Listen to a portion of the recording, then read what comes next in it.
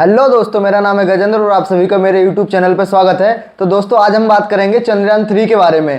Total process मैं आपको बताऊंगा इस वीडियो के माध्यम से कि चंद्रयान 3 का कैसे 2023 चंद्रयान 3 के विक्रम लैंडर ने चांद की सतह पर एक भूकंप एक्सपीरियंस किया, जिसे इसरो वालों ने खुद कंफर्म भी किया है। ऑल्सो इसरो ने ऐसे कई ट्वीट्स भी किए हैं जिसमें उन्होंने चंद्रयान 3 द्वारा hot plasma, sulphur, calcium, titanium और यहां तक कि ऑक्सीजन को भी डिटेक्ट होने की बात की है। बट डोंट वरी, इस वीडियो में चलो हम चंद्रयान 3 ने अब तक जितने भी डिस्कवरीज किए हैं उन सबके डॉट्स को कनेक्ट करके कुछ प्रैक्टिकल इन्फेरेंसेस ड्रॉ करने की कोशिश करेंगे। ऑल्सो चांद के साउथ पोल पर एक लूनर डे सिर्फ 14 दिनों का ही होता है और इसीलिए उसके बाद एनर्जी ना मिलने की वजह से डीएक्टिवेट हो जाएगा। And with that said friends, let's get right into the video. So शुरू करते हैं 26 अगस्त के दिन से, जब पीएम मोदी जी ने चंद्रयान 3 के लैंडिंग साइट का ऑफिशियली नाम रखा शिव शक्ति। जिस स्थान पर चंद्रयान 3 का मून लैंडर उतरा है, अब उस पॉइंट को शिव शक्ति के नाम से जाना जाएगा। और 23 अगस्त यानी कि जिस दिन चंद्रयान 3 लैंड हुआ, उसे डेजिग्नेट किया गया एज हमारा national space day. 23 August, the day when Vikram landed. ISRO ने उस दिन इस वीडियो को रिलीज किया, इसे ध्यान से देखना। इसमें आप देख सकते हो कि लैंड होते ही सबसे पहले विक्रम लैंडर ने अपना डोर एक रैंप की तरह खोला और उसके बाद प्रज्ञान रोवर भी अपना सोलर पैनल खोलते हुए लैंडर के बाहर आ गया। सिर्फ लैंडिंग के बाद सभी सिस्टम सही से काम कर रहे हैं कि नहीं, प्रोबेबली बस इसकी टेस्टिंग हुई। 25 अगस्त के दिन रोवर लैंडर से करीब 8 मीटर के रेडियस में टहल रहा था, ताकि उसके सभी प्लान मूवमेंट्स, यानी कि वो कहां घूम सकता है, कितनी दूर तक जा सकता है, उसे किस किस तरह के ऑब्स्टेकल्स को अवॉइड करना चाहिए, ये सब वो ठीक से फॉलो कर रहा है या नहीं, ये वेरीफाई किया जा सकता। लैंडर पर लगा ये इल्सा नाम का जो डिवाइस आप देख रहे हो ना, दरअसल हुआ यूं कि ये जो instrument for lunar seismic activity, ILSA नाम का इक्विपमेंट है, ये एज यू कैन सी चांद की सतह पर प्लेस्ड है। अब ये इल्सा बेसिकली पृथ्वी पर हम जो नॉर्मल भूकंप नापने वाले साइस्मोग्राफ्स यूज करते हैं, उसी का एक एक्सट्रीमली सेंसिटिव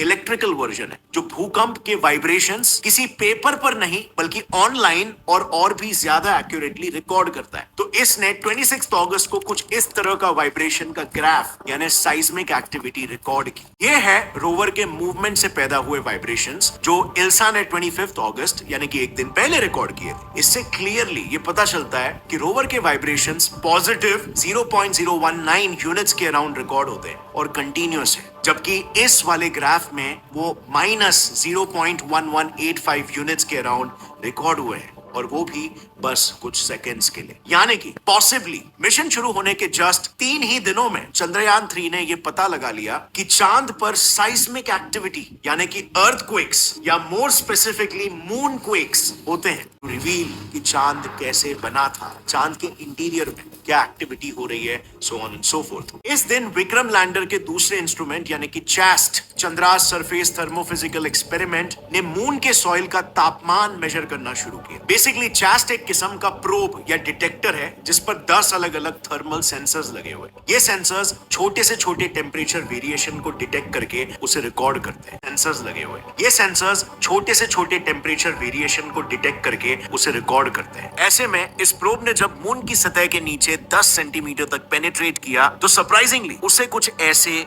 वियर्ड ऑब्जर्वेशंस मिले। Here, as we can see, moon की सतह के ऊपर तो तापमान अराउंड 50 डिग्री सेल्सियस तक गर्म होता है, बट जैसे ही हम सरफेस से नीचे जाते हैं, टेम्परेचर्स ड्रास्टिकली गिरने लगते हैं।